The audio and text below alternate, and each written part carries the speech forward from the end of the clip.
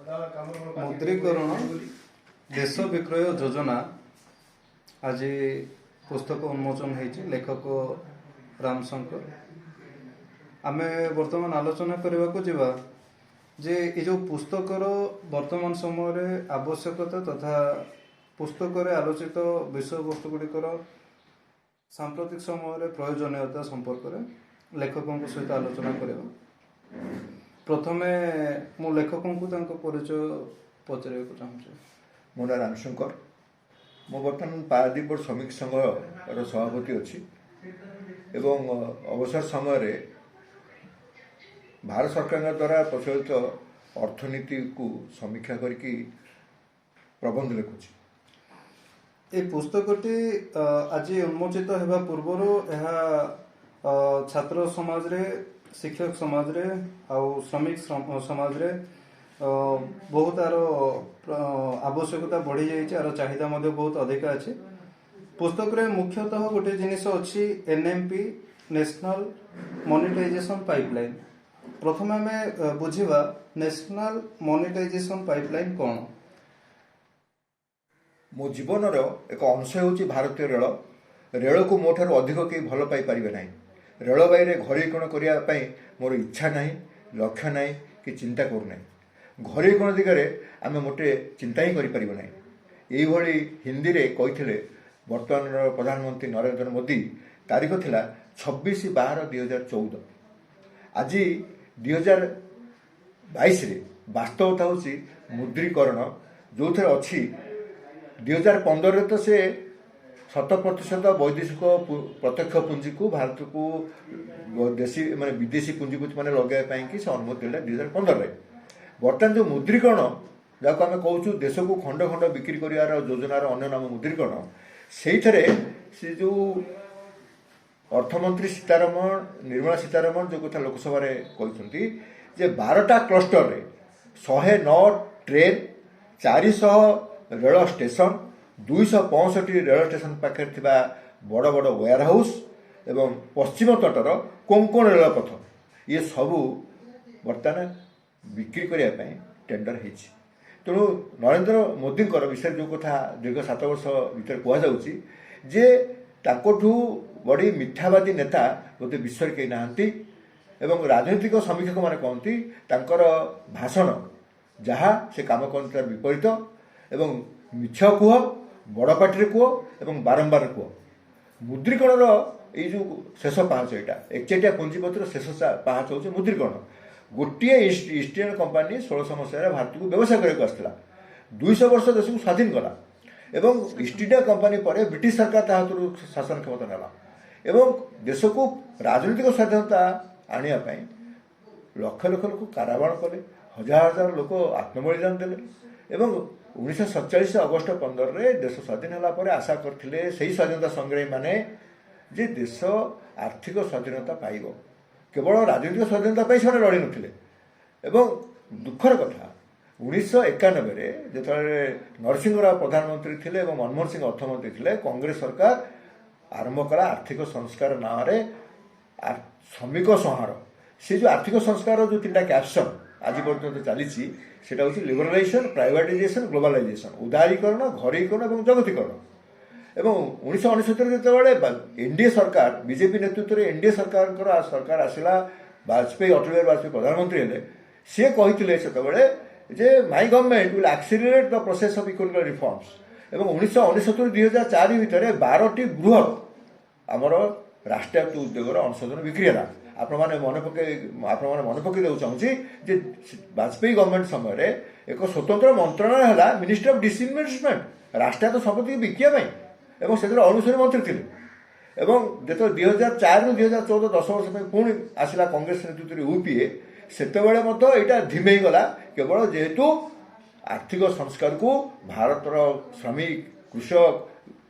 युववर्ग प्रत्याख्यान करते किंतु दुर्भाग्यर कथा एक समय विडंबना 2014 जितेबाला पुणी भारतीय जनता पार्टी प्रधानमंत्री नरेंद्र मोदी हेले केंद्र सरकार गठन कले ता पर ठारू जो आर्थिक विपर्यस्त अवस्था प्रथम है 2016 नवेम्बर 8 मध्यरात्रि घोषणा विमुद्रीकरण देशर ସେତେବେଳେ 120 କୋଟି ଜନସଂଖ୍ୟା ଦେଶରେ ଯେଉଁ ଲୋକମାନଙ୍କର କଷ୍ଟ ଉପାର୍ଜିତ ଧନ ରାଷ୍ଟ୍ରାୟତ୍ତ ବ୍ୟାଙ୍କ ଗୁଡ଼ିକରେ ଥିଲା ତାକୁ ତୁମେ କଳାଧନ ବୋଲି ଘୋଷଣା କଲ ଏବଂ ଲୋକ ମାସ ମାସ ଧରି ଲାଇନରେ ଠିଆ ହେଲେ। ଲୋକମାନେ ଲାଇନରେ ଠିଆ ହେଇକି ବେସରକାରୀ ସୂତ୍ରରୁ 104 ଜଣ ମରିଛନ୍ତି ଏବଂ ସେତେବେଳର ଅର୍ଥମନ୍ତ୍ରୀ ଅରୁଣ ଜେଟଲୀ ଲୋକସଭାରେ କହିଛନ୍ତି ଯେ ଷ୍ଟେଟ୍ ବ୍ୟାଙ୍କ ଅଫ୍ ଇଣ୍ଡିଆର 3 ଜଣ ଏବଂ ଜଣେ ସାଧାରଣ ବ୍ୟାଙ୍କ ଖାତାଧାରୀ ମରିଛି। କିନ୍ତୁ ବାସ୍ତବତାରେ ହେଉଛି ଯେ 104 ଲୋକ ମରିଛନ୍ତି। ସେତେବେଳେ ଅର୍ଥନୀତି ବିପର୍ଯ୍ୟସ୍ତ ହେଲା। ଲୋକଙ୍କ ପାଖରେ ଯେହେତୁ କ୍ୟାସ୍ ରହିଲା ନାହିଁ, କ୍ଷୁଦ୍ର ମଧ୍ୟମ ଶିଳ୍ପ ବନ୍ଦ ହେଲା, ଲୋକ ବେରୋଜଗାର ହେଇଗଲେ। ସେଥିରୁ ଅଣ୍ଟା ସଳିଖି ନାହିଁ ଦେଶର ଅର୍ଥନୀତି। 8 ମାସ ପରେ ତୁମେ କହିଲ ଜିଏସ୍ଟିର ପଦ୍ଧତି ଏତେ ଜଟିଳ ହେଇଛି, ଏବେ ବି ଅନେକ ଶିଳ୍ପ ଖୋଲି ପାରୁନାହାନ୍ତି ତାଙ୍କର ଫଳରେ ଅନେକ ଶିଳ୍ପାନୁଷ୍ଠାନ ବନ୍ଦ ହେଲା, କ୍ଷୁଦ୍ର ମଧ୍ୟମ ଶିଳ୍ପ ବନ୍ଦ ହେଲା, ଲୋକ ବେରୋଜଗାର ହେଲେ। ଏବଂ ଜିଏସ୍ଟି ପରେ ପରେ ସର୍ବଶେଷ ଯେଉଁ କଥା କାର୍ଲ ମାର୍କ୍ସ କହିଛନ୍ତି ଯେ ଏକଚେଟିଆ ପୁଞ୍ଜିପତି। ବର୍ତ୍ତମାନ ଆପଣ ଦେଖିବେ ଦେଶର ଯେତେ ସମ୍ପତ୍ତି ସବୁ ବିକ୍ରି ହେଉଛି ତାକୁ ଆପଣ ଦେଖିବେ ଆଦାନୀ ଗ୍ରୁପ, ଗୌତମ ଆଦାନୀ ତାଙ୍କର ଯିଏ ଅଛନ୍ତି ମାଲିକ, ଆଦାନୀ କିଣୁଛନ୍ତି ରେଳ ଷ୍ଟେସନକୁ, ଆଦାନୀ କିଣୁଛନ୍ତି ବନ୍ଦରକୁ ଏବଂ ଅମ୍ବାନୀ କିଣୁଛନ୍ତି ପେଟ୍ରୋକେମିକାଲ୍ସ ଯେତେ ଅଛି ଆପଣ ଦେଖିବେ ଏବଂ ଟେଲିକମ୍ ସେକ୍ଟରଟାକୁ। ଆଉ ଆପରେ ମୁଦ୍ରୀକରଣରେ ଯେଉଁ କଥା ସବୁ ଆସିଛି, ଯେଉଁ କଥା ପଚାରୁଥିଲେ ଆପଣ ଯେ ଏଇଟା କାହିଁକି ଆଦୃତ ହେଉଛି ଏ ବିଷୟରେ ଲୋକଙ୍କ ଜାଣିବା ପାଇଁ କି ଏ ପୁସ୍ତିକାଟା ପଢ଼ିବା ପାଇଁ। ଦେଶରେ ଯେତେବେଳେ ବେରୋଜଗାରୀ ଅଛି, ଦେଶରେ ଯେତେବେଳେ ଦାରିଦ୍ର୍ୟ ଅଛି, ଦେଶରେ ଯେତେବେଳେ ଦରଦାମ ହୁ ହୋଇ ବଢ଼ୁଛି କରୋନା ସମୟରେ, ଏହି ସମୟରେ ମଧ୍ୟ ସରକାର ଏକ ଚମତ୍କାର ଯୋଜନା କରିଛନ୍ତି ଯେ ଲୋକମାନଙ୍କୁ କରୋନାର ସଂକ୍ରମଣର ଭୟ ଭିତରେ ରଖିବେ ଏବଂ କୌଣସି ରାଜନୈତିକ ଦଳ କୌଣସି ପ୍ରକାରର ଏହାର ପ୍ରତିବାଦ କରିପାରିବେ ନାହିଁ, ଅଥଚ ତାଙ୍କର ନିର୍ବାଚନ ବେଳେ ସେ ତାଙ୍କର ଏସବୁ କଥାକୁ କୋଳ କରିକି କ୍ଷମତା ଦଖଲ କରିବେ। ଏତିକି ବେଳେ ମୁଦ୍ରୀକରଣ କଥାଟା କହିକି ଦେଶର ସମସ୍ତ ସମ୍ପତ୍ତିକି ଖଣ୍ଡ ଖଣ୍ଡ କରିକି ବିକିବା ପାଇଁକି ଯୋଜନାର ଘୋଷଣା ହେଉଛି ମୁଦ୍ରୀକରଣ, ଯେଉଁଥିରେ ରେଳପଥ, ଆପଣଙ୍କର ବନ୍ଦର, ଟେଲିକମ୍ୟୁନିକେସନ୍, ଏପରିକି ଶେଷରେ 2ଟା ବଡ଼ ବଡ଼ ଷ୍ଟାଡିୟମକୁ ମଧ୍ୟ ସେ ବିକିବା ପାଇଁକି ଚିନ୍ତା କରିଛନ୍ତି ଏବଂ ଅତି ଅବାନ୍ତର ଭାବେ କଥା କହୁଛନ୍ତି ଯେ କେନ୍ଦ୍ର ସରକାରଙ୍କ ପାଖରେ ଏ ସମ୍ପତ୍ତି ଗୁଡ଼ିକର ମାଲିକାନା ସତ୍ତ୍ୱ ରହିବ, ଆମେ ତାଙ୍କୁ ପରିଚାଳନା କରିବା ପାଇଁକି ଲିଜ୍ରେ ଦେବୁ ଏବଂ ସିଏ ଆମକୁ ଲିଜ୍ ଅବଧି ସରିଲା ପରେ ଆମର ଇଚ୍ଛା ହେଲେ ତାକୁ ବଢ଼େଇବୁ, ନହେଲେ ଆମ ହାତକୁ ଫେରେ ଆଣିବୁ। ତାକୁ ଆମର ସାଧାରଣ ଓଡ଼ିଆ ଭାଷାରେ ମୁଁ ଆପଣଙ୍କୁ ଏତିକି କହିପାରେ ଯେ ଆମେ ଗୋଟେ ଦୁଧିଆଳି ଗାଈ ବିଜେପି ସରକାର ଦେବେ ଘରୋଇ ବିଦେଶୀ ପୁଞ୍ଜିପତିମାନଙ୍କୁ, ସେ ଗାଈଟିକି ସେ ଦୁହିଁକି ଖାଇବ ଏବଂ ଯେତେବେଳେ ସେ ବୁଢ଼ୀଟି ହେବ ସେତେବେଳେ ସେ ଆମକୁ ଫେରାଇବ। ଏଇ ଯେଉଁ ଯୋଜନା ପ୍ରଧାନମନ୍ତ୍ରୀ ନରେନ୍ଦ୍ର ମୋଦି କରୁଛନ୍ତି ବାଜପେୟୀ ସରକାର ପରେ ଆପଣଙ୍କର ଇଏ ସରକାର ମଧ୍ୟ ଆହୁରି ତ୍ୱରାନ୍ୱିତ କରୁଛି। ଏଥିରେ ଦେଶର ଅର୍ଥନୈତିକ ବିପର୍ଯ୍ୟସ୍ତ ହେଉନାହିଁ, ଦେଶର ସାର୍ବଭୌମତ୍ୱ ପ୍ରତି ବିପଦ ଦେଖାଦେଇଛି। ଯେଉଁ ରାଜନୈତିକ ସ୍ୱାଧୀନତା ଆମେ ହାସଲ କରୁଥିଲୁ ସେ ମଧ୍ୟ ବର୍ତ୍ତମାନ ବନ୍ଧା ପଡ଼ିଛି ମାନେ ପୃଥିବୀର ବିକଶିତ ବା ଶକ୍ତିଶାଳୀ ରାଷ୍ଟ୍ରମାନଙ୍କ ପାଖରେ। ଲୋକମାନଙ୍କର ଦୃଷ୍ଟିକୁ ହଟାଇବା ପାଇଁ ସେ ବେରୋଜଗାରୀ ହେଉ, ସେ ଗରିବୀ ହେଉ, ଦରଦାମ ବୃଦ୍ଧି ହେଉ, ବିପର୍ଯ୍ୟସ୍ତ ଅର୍ଥନୀତି ହେଉ, ଆକୁ ହଟାଇବା ପାଇଁ ଦେଶବାସୀଙ୍କ ଏକତାକୁ ଖଣ୍ଡ ଖଣ୍ଡ କରିଦେବା ପାଇଁ ଅତି ଚମତ୍କାର ଯୋଜନା ରାଷ୍ଟ୍ରୀୟ ସ୍ୱୟଂସେବକ ସଂଘର, ଯାହାର ରାଜନୈତିକ ଶାଖା ହେଉଛି ଭାରତୀୟ ଜନତା ପାର୍ଟି, ଯେ ଧାର୍ମିକ ଉନ୍ମାଦନା ସୃଷ୍ଟି କର, ଖାଲି ହିନ୍ଦୁ ମୁସଲିମ ମନ୍ଦିର ମସଜିଦ୍ ଉନ୍ମାଦନା ସୃଷ୍ଟି କର ଏବଂ ଲୋକଙ୍କର ଏକତାକୁ ଖଣ୍ଡ ଖଣ୍ଡ କର ଏବଂ ଏଇ ଆଳରେ ଦେଶର ରାଷ୍ଟ୍ରାୟତ୍ତ ସମ୍ପତ୍ତିକୁ ଖଣ୍ଡ ଖଣ୍ଡ କରିକି ଦେଶୀ ବିଦେଶୀ ପୁଞ୍ଜିପତିକୁ ବିକ। ଏଇ ହେଉଛି ତାଙ୍କର ଯୋଜନା। ଆପଣ ଯୋଉଟା କହିଲେ ସରକାର ବିକ୍ରି କରୁଛନ୍ତି ବୋଲି ଆମେ ଦେଖୁଛୁ, ସରକାର ଦେଖାଉଛନ୍ତି ଯେ ସେଇ ସବୁ ସଂସ୍ଥା ଗୁଡ଼ିକ କ୍ଷତିରେ ଚାଲୁଛି, ଯେଉଁଥିପାଇଁ ସରକାର ଚଲେଇବା ପାଇଁ ତାକୁ ମାନେ ବିଫଳ ହେଉଛନ୍ତି। ତ ବିକିବା ଛଡ଼ା ଅନ୍ୟ ଆଉ କୌଣସି ଉପାୟ ନାହିଁ।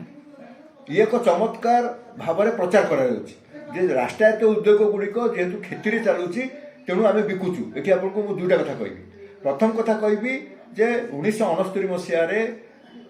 ଇନ୍ଦିରା ଗାନ୍ଧୀ ଘରୋଇ ବ୍ୟାଙ୍କ ଗୁଡ଼ିକୁ କେନ୍ଦ୍ର ସରକାରଙ୍କ ଅଧୀନକୁ ଆଣିଥିଲେ ବା ଆମେ ତାକୁ କହୁଛୁ ଜାତୀୟକରଣ କରାଗଲା ଏବଂ ବ୍ୟାଙ୍କ ଗୁଡ଼ିକ ଜାତୀୟକରଣ ହେଲା ପରେ ଗ୍ରାମାଞ୍ଚଳରେ ଶାଖା ଖୋଲିଲା, ଗାଁ ଗହଳର କ୍ଷୁଦ୍ର ଚାଷୀ ଏବଂ ବ୍ୟବସାୟୀକୁ ମଧ୍ୟ ଋଣ ମିଳିଛି, ଗୋଟେ ମଧ୍ୟବିତ୍ତ ଶ୍ରେଣୀ ତିଆରି ହୋଇଥିଲା। ଆଜି ଯେଉଁ ଏନ୍ପିଏ କଥା ଆଲୋଚନା ହେଉଛି ଅର୍ଥନୀତିରେ, ନନ୍ ପରଫର୍ମିଂ ଆସେଟ୍ସ, ଆପଣ ବିଜୟ ମାଲ୍ୟା, ଆପଣଙ୍କର ନୀରବ ମୋଦି, ଆପଣଙ୍କର ମେହୁଲ ଚୋସ୍କି, ଯେଉଁମାନେ କି 9,000, 11,000, 13,500 କୋଟି ଟଙ୍କା ଋଣ ନେଇଛନ୍ତି ନ୍ୟାସନାଲ ବ୍ୟାଙ୍କରୁ, ନେଇକି ବିଦେଶରେ ଅଏସ୍ କରୁଛନ୍ତି, ତାଙ୍କୁ ଛାଡ଼ିଛନ୍ତି ସେତେବେଳେ ଆମର ଯଶସ୍ୱୀ ପ୍ରଧାନମନ୍ତ୍ରୀ ନରେନ୍ଦ୍ର ମୋଦି ନିଜକୁ କହିଲେ ମୁଁ ବି ଚୌକିଦାର। ସେ ଏଭଳି ଏକ ଚୌକିଦାର ଯେ ତାଙ୍କ ଚୌକିଦାର ସମୟରେ ଏଇଭଳି ସବୁ ପୁଞ୍ଜିପତିମାନେ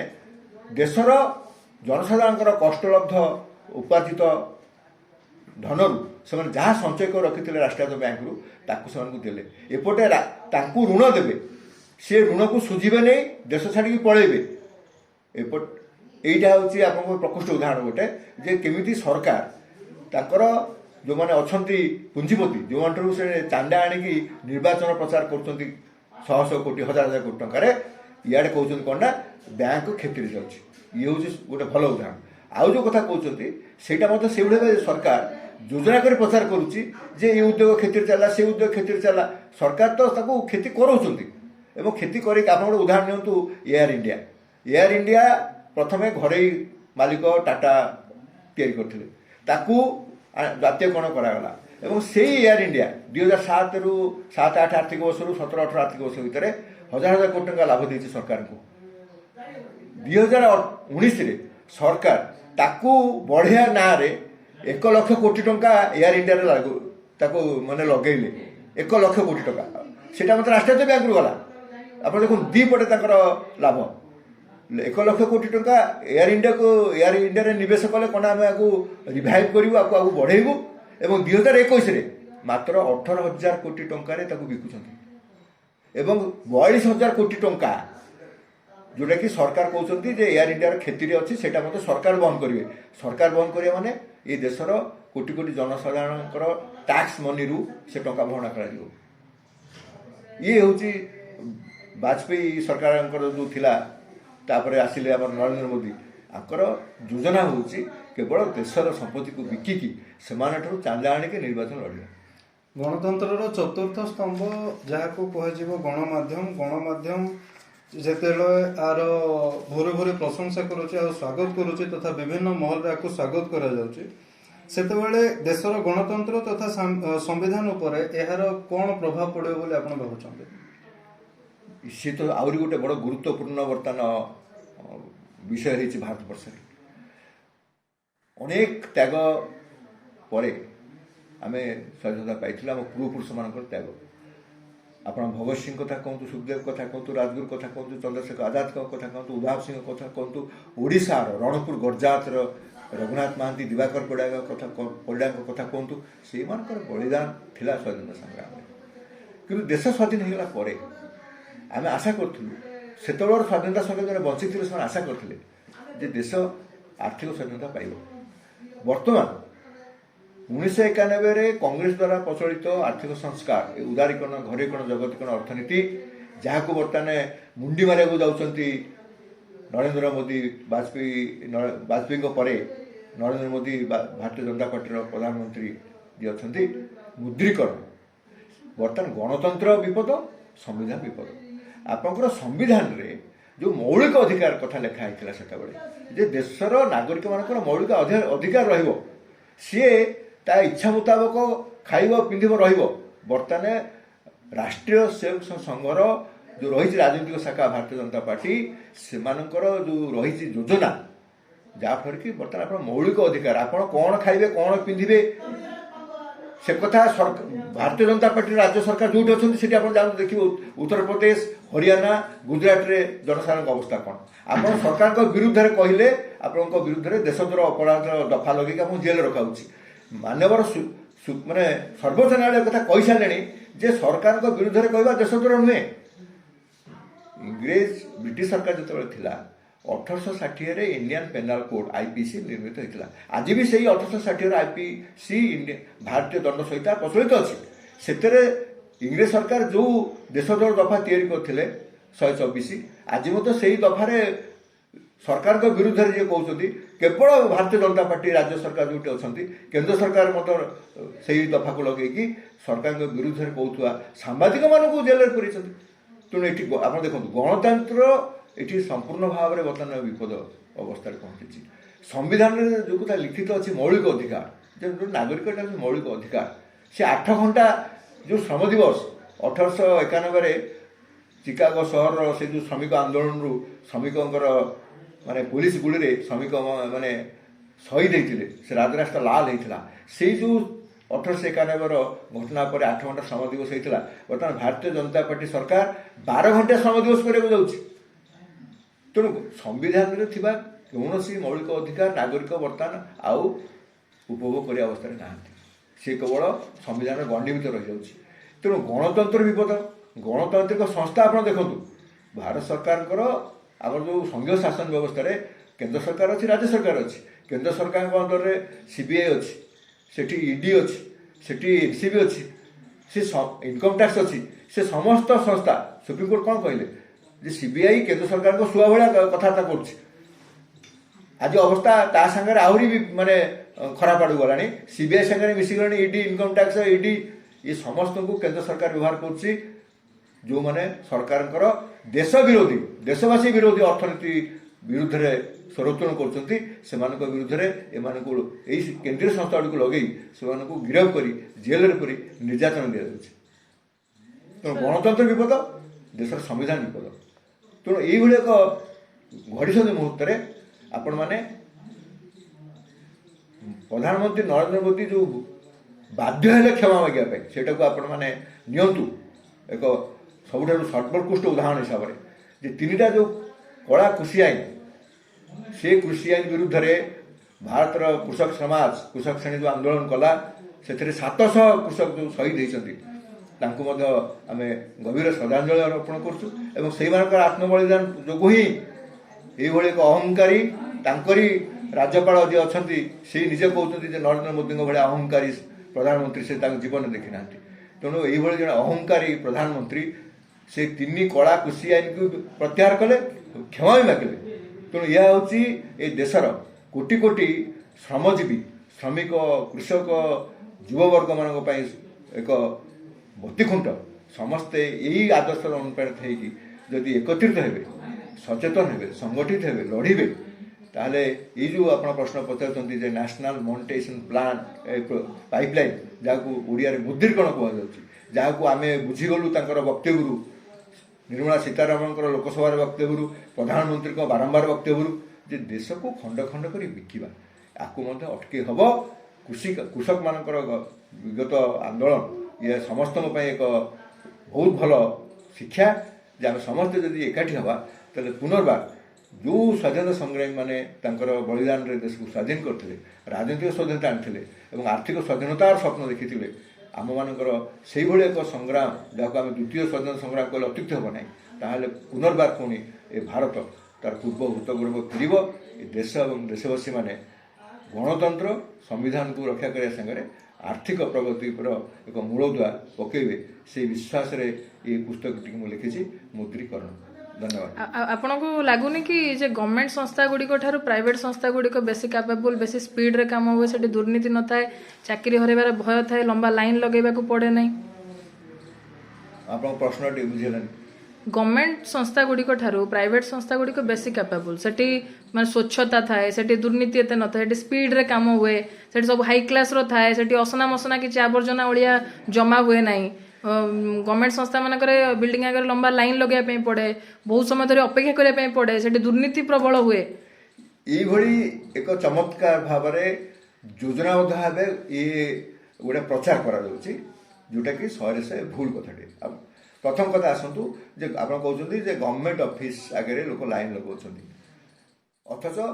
ଆପଣ ଯଦି ବେସରକାରୀ ସଂସ୍ଥାକୁ ଯିବେ ସେଇ କାମ କରିବା ପାଇଁ ଆପଣଙ୍କୁ ଲାଇନ୍ ଲଗାଇବାକୁ ପଡ଼ିବନି ସେଠି ଗୋଟେ ମାନେ ଅତି ଚକାଚକ ବିଲ୍ଡିଂ ତିଆରି ହେଇଛି ସେଠି ଲୋକ ଆପଣଙ୍କୁ ସ୍ୱାଗତ କରିକି ନେଇଯିବେ ଏବଂ ଆପଣ କାମ କରିକି ଦେଇଦେବେ ମୁଁ ଗୋଟେ ଛୋଟିଆ ଉଦାହରଣ ଦେବି ସେ ହେଉଛି ଶିକ୍ଷା ଏବଂ ସ୍ୱାସ୍ଥ୍ୟର ଗଭର୍ଣ୍ଣମେଣ୍ଟର ଶିକ୍ଷା ଏବଂ ସରକାରୀ ଶିକ୍ଷା ବେସରକାରୀ ଶିକ୍ଷାନୁଷ୍ଠାନ ଆପଣ ଦେଖନ୍ତୁ ଯାହା ଆଜି ଏଇ ଯେଉଁ 1991ରେ ଆର୍ଥିକ ସଂସ୍କାର ଆରମ୍ଭ କରିଥିଲେ କଂଗ୍ରେସ ସରକାରଙ୍କର ଇ ମନମୋହନ ସିଂ ଆଜି ଯାହା ମହାଦ୍ରୁମରେ ପରିଣତ ହେଇଛି କ'ଣ ହେଇଛି ଶିକ୍ଷା ମୋ ବୟସ 65 ମୁଁ ଯେତେବେଳେ ସ୍କୁଲରେ ପାଠ ପଢ଼ୁଥିଲି ମୁଁ ଯେତେବେଳେ କଲେଜରେ ପାଠ ପଢ଼ୁଥିଲି ସେତେବେଳେ ମୁଁ ଗୋଟେ ମଧ୍ୟବିତ୍ତ ପରିବାରରୁ ଆସିଛି କିନ୍ତୁ ମୁଁ ଦେଖିଛି ମୋ ସାଙ୍ଗମାନେ ଅତ୍ୟନ୍ତ ମାନେ ଗରିବ ଶ୍ରେଣୀରୁ ଆସିକି ପାଠ ପଢ଼ିକି ଡାକ୍ତର ହେଇଛନ୍ତି ଇଞ୍ଜିନିୟର ହେଇଛନ୍ତି ବଡ଼ ବଡ଼ ଅଧିକାରୀ ହେଇଛନ୍ତି ଆଜି କ'ଣ ଶିକ୍ଷା ବ୍ୟବସ୍ଥା ହେଇଛି ଯାହା ସରକାର ଇଚ୍ଛାକୃତ ଭାବରେ ଏଇ ଶିକ୍ଷା ଲୋକ ଶିକ୍ଷିତ ହେଲେ ସଚେତନ ହେବେ हक पर लड़े यही कथा ब्रिटिश सरकार करदे से ता बाटे शिक्षा पद्धति तैयारी करता ये बर्तमान से कथा शिक्षा पद्धति को योजना भाव भांगी सरकारी शिक्षानुष्ठान गुड़ी से जहाँ पाखे कौन प्रकार आर्थिक सुविधा ना सी पिला को से सरकारी स्कूल को पठेब से अंगनवाड़ी दीदी पाठ पढ़ेब एवं देखो शिक्षक से सरकारी स्कूल रे आप जो कथा कहते सरकारी स्कूल रे आउ शिक्षक कह जाऊनी आर्थिक संस्कार पर शिक्षा सहायक शिक्षा कर्मी से शिक्षक नुहे से शिक्षा कर्मी से शिक्षा सहायक अतिथि शिक्षक सी कॉलेज ठिका लेक्चरर गोटे क्लास ने 5 टका ने तब जहाँ पाखे पैसा अच्छी आप मार्क करूँ सारा ओडिशा सारा भारतवर्ष में सामान्य पैसा पाखु आसूसी से चाहूँ पिला पाठ पढ़ाई सी पिला को तार मुंड झाड़ तुंडे मारिक 2 पैसा रखिकी पिला को पेंट सार्ट हले पिंधे बुट हले पिंधे पानी बोतल बैग कांधे झुले ट्रली रे पठाऊँ प्राइवेट स्कूल को आप कहते कौन ना प्राइवेट को गले भल सेवा मिल तो भांगिला किए सरकारी स्कूल को ठीक सेमती आप देखो स्वास्थ्य व्यवस्था बर्तमान आपण ओडिशार राजधानी भुवनेश्वर को नियंतु उदाहरण जिला मुख्यालय को पर ओडिशार राजधानी भुवनेश्वर रे कैपिटल हॉस्पिटल आप कहे गले लंबा लाइन सेठी गले आप इंडोस्कोपी करने जी सी कौन आप 3 दिन पर लाइन पड़ा इे स्वास्थ्य सेवा को भोट बैंक रे परिणत करने कि राज्य सरकार एवं मोदी सरकार प्रतिदिन झगड़ा कर आम स्कीम लागू कर जदि प्राइवेट हॉस्पिटल ओडिशा रे आप देखिए गोटे कथा केवल जदि कैपिटल हॉस्पिटल राज्य सरकार हॉस्पिटल रे स्वास्थ्य सेवा जनसाधारण को सुलभ भाव में उन्नत मान जोगाई दि जाऊँगी ताहले ओडिशा रे थिबा एमएलए एमपी माने कैपिटल हॉस्पिटल रे ट्रीटमेंट न होई आमरी कलिंग आपोलो केयर हॉस्पिटल को कहीं जाऊँगी तेणु आप जो मूल प्रश्न जे सरकारी शिक्षानुष्ठान हो सरकारी संस्था हो सरकारी हॉस्पिटल हो सेगुड़िक सेवा देना ता नुहे सेगुड़ी सेवा दवा अवस्था एमाने रखिले ना आपको भांगिले कारण आपको भांगिले जो मैंने पैसा अच्छी से माने पाठ पढ़े से माने स्वास्थ्य व्यवस्था पाइबे आउ जो पाखे पैसा ना से माने ये गरीबी बेकार सड़िकी मरबे तेणु आम पाखे 2टा विकल्प भोकरे मरबू ना रोगरे मरबू आउ गोटे विकल्प या विरुद्ध में जहाँ आमर स्वाधीनता संग्राम आरंभ करी पृथ्वीर समीक्षण की जो दार्शनिक दे तत्व कार्ल मार्क्स जे तुम सचेतन हुआ संगठित हुआ तुम हक पर लड़ मागिले भिक मिलूना हक कि मिल आपण कहवा मुताबक जदि मुद्रीकरण अगणतांत्रिक तथा असंवैधानिक तेबे संसद रे एहार प्रतिरोध कहीं है ना आप 1952 प्रथम आमर लोकसभा निर्वाचन होता 1952 पर आप देखिए स्वाधीनता संग्राम समय मुख्यतः 2टी राजनीतिक दल थे गोटे था कांग्रेस दल आ गोटे कम्युनिस्ट पार्टी जहाँ आम कहूँ वामपंथी दल एवं पार्लियामेंट रे लोकसभा हो राज्यसभा हो 60-70 वामपंथी एमपी से निर्वाचित होकर जाऊे तेणु जितेबाला ये आर्थिक संस्कार कथा आसला ये उदारीकरण घरीकरण जगतीकरण कथा आसला देशी विदेशी पुंजीपति मानक राष्ट्र संपत्ति गुड़ को बिका कथा आसला से वामपंथी सांसद मैंने विरोध करते एवं नेतृत्व में संसद और सड़क उभय जगह आंदोलन चलता किंतु परवर्ती अवस्था देशर श्रमिक श्रेणी तार चेतनार अभाव वामपंथी संगठन गुड़ी को रखिपारानी आ लड़िया मनोवृत्ति और रही तेणु जितेबाला वामपंथी संगठन दुर्बल होते वामपंथी विधायक ना विधानसभा को जापार ना वामपंथी सांसद माने संसद को जापार तेणु संसद में विरोध कर किए अच्छा केवल वामपंथी माने कथा को विरोध करते तेणु अनुपस्थित से विरोध होने तेणु भारतीय जनता पार्टी सरकार जितेबाला कृषि आईन आणला से आप देखिथे केवल धर्म को आखिठार बेले एपट सेपट कथा कहीकि केवल किए आबसेंट हो रही जाऊँगी किए एपट सेपट कथा कहूँ तेणु जितेबाला विमुद्रीकरण कथा आसला कि जिते मनिटाइजेशन मुद्रीकरण कथा आसला तेणु संसद में विरोध हो पार ना कारण समस्ते से अच्छा देशी विदेशी पुंजीपति मानकर चांदा खातार ତେବେ ଏଭଳି ଏକ ଘଡ଼ି ସନ୍ଧି ମୁହୂର୍ତ୍ତରେ ଆପଣ ଭାବୁଛନ୍ତି କି ଏନ୍ଏମ୍ପି କୁ ରୋକାଯାଇ ପାରିବ ଆଉ ଯଦି ପାରିବ ତାହେଲେ କେମିତି? ଆ ପୂର୍ବରୁ ଆପଣ କହିସାରିଛି ଆକୁ ମଧ୍ୟ ରୋକାଯାଇ ପାରିବ। ତିନି କଳା କୃଷି ଆଇନକୁ ଯେଉଁଭଳି ଭାବରେ କୃଷକମାନେ, ଆପଣ ଚିନ୍ତା କରନ୍ତୁ, ସ୍ୱାଧୀନତା ପରେ ଇଏ ହେଉଛି ଏକମାତ୍ର ଉଦାହରଣ ଯେଉଁଠି 700 ପାଖାପାଖି କୃଷକ ସେମାନେ ଆତ୍ମବଳିଦାନ ଦେଇଛନ୍ତି। ଏଇଟା ଏମିତି ଆପଣ ଭାବନ୍ତୁନି ଏତେ ଶସ୍ତାରେ ମାନେ ସେମାନେ ବାଧ୍ୟ ହେଲେ କେନ୍ଦ୍ର ସରକାର ବା ମୋଦୀ ସରକାର ଆକୁ ପ୍ରତ୍ୟାହାର କରିବା ପାଇଁ। ସେଇମାନଙ୍କ ଆତ୍ମବଳିଦାନ ଯୋଗୁଁ ହିଁ ନରେନ୍ଦ୍ର ମୋଦୀ ଭଳି ଜଣେ ଅହଙ୍କାରୀ ପ୍ରଧାନମନ୍ତ୍ରୀ ତିନି କଳା କୃଷି ଆଇନକୁ ପ୍ରତ୍ୟାହାର କଲେ ଏବଂ କୃଷକ ସମାଜ ପାଇଁ କ୍ଷମା ମାଗିଲେ। ତେଣୁ ସେଇ ଏକମାତ୍ର ବାଟ ଯେ ଶାନ୍ତିପୂର୍ଣ୍ଣ ଭାବରେ ଗଣତାନ୍ତ୍ରିକ ଭାବରେ ସମ୍ବିଧାନ ପ୍ରଦତ୍ତ, ସେଇଟା ହିଁ ହେଉଛି ବଡ଼ କଥା ଯେ ସମ୍ବିଧାନ ପ୍ରଦତ୍ତ ଅଧିକାର ଯେଉଁ ଦେଇଛି ସଂଗଠିତ ହେବୁ, ଆମେ ଆମର କଥା କହିବୁ, ସରକାରଙ୍କର ଯଦି ନୀତି ଆମର ସ୍ୱାର୍ଥ ବିରୋଧୀ ହୁଏ, ଦେଶ ବିରୋଧୀ ହୁଏ, ତାକୁ ବିରୋଧ କରିବୁ। ତାହେଲେ ସେଇ ବାଟରେ ଗଲେ ଇଏ ମଧ୍ୟ ଦେଶ ବିକ୍ରିର ଯେଉଁ ମୁଦ୍ରୀକରଣ ଯୋଜନା ଆକୁ ମଧ୍ୟ ସରକାର ପ୍ରତ୍ୟାହାର କରିବ, ଦେଶ ସବୁ କ୍ଷମା ମାଗିବ। ଶେଷ ପ୍ରଶ୍ନ ଏଇଟା ରହିବ, ଆପଣଙ୍କୁ ଲାଗୁଛି କି ମୁଦ୍ରୀକରଣ ଦେଶକୁ ପୁଣି ଥରେ ଯେଉଁ ଦେଶୀୟ ଇଂରେଜ ଅଛନ୍ତି ସେମାନଙ୍କ ହାତରେ ପୁଣି ଥରେ ମାନେ ଦେଶ ପରାଧୀନ ହେଇଯିବ, ପରାଧୀନତା ଆଡ଼କୁ ଦେଶ ଅଗ୍ରସର ହେଉଛି ନୁହେଁ, ହେଇସାରିଲାଣି। 1947ରେ ଯେତେବେଳେ ଦେଶ ସ୍ୱାଧୀନ ହେଲା, ଯେଉଁମାନେ ସ୍ୱାଧୀନ ସଂଗ୍ରାମରେ ସେତେବେଳେ ସଂଗ୍ରାମ କରିଥିଲେ ତାଙ୍କର ଯେଉଁମାନେ ସେତେବେଳେ ବୟସ୍କ ଲୋକ ଥିଲେ, ମୁଁ ଶୁଣିଛି ଆଜ୍ଞା, ଯେତେବେଳେ ଦେଶର ଏଇ ଅଧୋଗତି କିଛି ଦେଖିଲେ ସେମାନେ ସେତେବେଳେ ଅନୁତାପ କରିକି ତାଙ୍କୁ ଯେତେବେଳେ ସମ୍ବର୍ଦ୍ଧିତ କରିବା ପାଇଁ କି ଡକାଯାଉଥିଲା ବିଭିନ୍ନ ଜାଗାରେ, ସେମାନେ ଦୁଃଖ ପ୍ରକାଶ କରୁଥିଲେ ଯେ ଦେଶର ଏଇ ଅବସ୍ଥା ଦେଖିକି ଆମକୁ ଦୁଃଖ ଲାଗୁଛି ଯେ ଆମେ କ'ଣ ଏଇଥିପାଇଁ କି ସ୍ୱାଧୀନତା ସଂଗ୍ରାମରେ ଦୁଃଖ କଷ୍ଟ ସ୍ୱୀକାର କରିକି ଲଢ଼ିଥିଲୁ କି ଆମର କିଛି ବନ୍ଧୁ ସ୍ୱାଧୀନତା ସଂଗ୍ରାମୀ ଯେଉଁମାନେ ଶହୀଦ ହେଇଥିଲେ। ତେଣୁ ବର୍ତ୍ତମାନ ଆଉ ଆପଣ ଯେଉଁ ପଚାରୁଛନ୍ତି ଯେ ଇଏ ପୁଣି ପରାଧୀନ ଆଡ଼କୁ